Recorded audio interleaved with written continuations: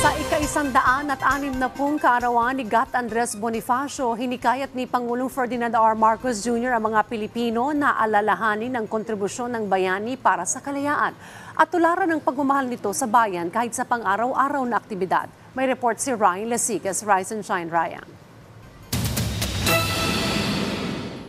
Inilipat man ang holiday ng araw ng kapanganakan ni Gat Andres Bonifacio, pero alam daw ni Edna ang dahilan kung gaano kahalaga na gunitain ito taon-taon.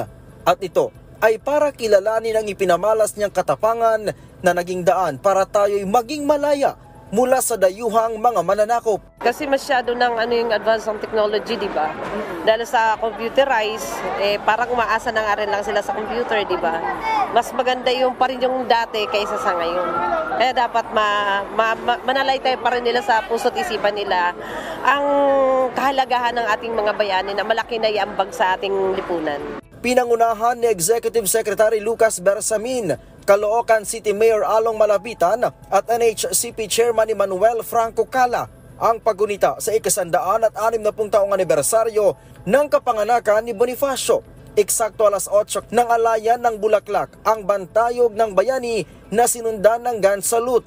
Sa mensahe ni Pangulong Ferdinand Marcos Jr. na binasa ni E.S. Bersamin, hinikayat niya ang lahat ng mga Pilipino na ilaan ang araw na ito para parangalan si Bonifacio at ang kanyang kontribusyon sa pagtaguyod ng pagkakakilanlan ng bawat Pilipino.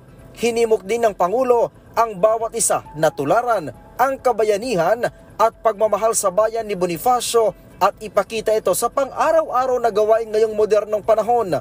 At bilang pasasalamat sa kanya at sa lahat ng ating mga bayani, ating pahalagahan at pangalagaan ang kalayaan ng ating inang bayan ngayon at magpakailanman.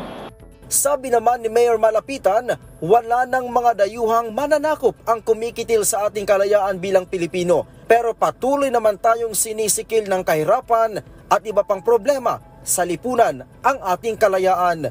At tulad ni Gat Andres Bonifacio, kailangan nating tumugon sa tawag ng katungkulan bilang Pilipino at panindigan ang ating mga prinsipyo para sa bayan. Dito sa monumento, tuwing ika-3 Nobyembre ng bawat taon, muli nating inaalala ang buhay ni Gat Andres Bonifacio.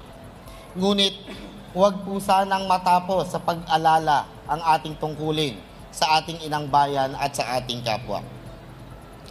Ang tunay na pagpupugay sa buhay at kadakilaan ni Gat Andres ay pagsasabuhay sa kanyang turo at pagsunod sa kanyang yapak sa araw-araw nating pamumuhay. Nobyembre 30, 1863, nang ipanganak sa Tondo si Andres Bonifacio, ama ng rebolusyon at isa sa mga nagtatag ng kataas-taasan, kagalang-galangang katipunan ng mga bayan o KKK.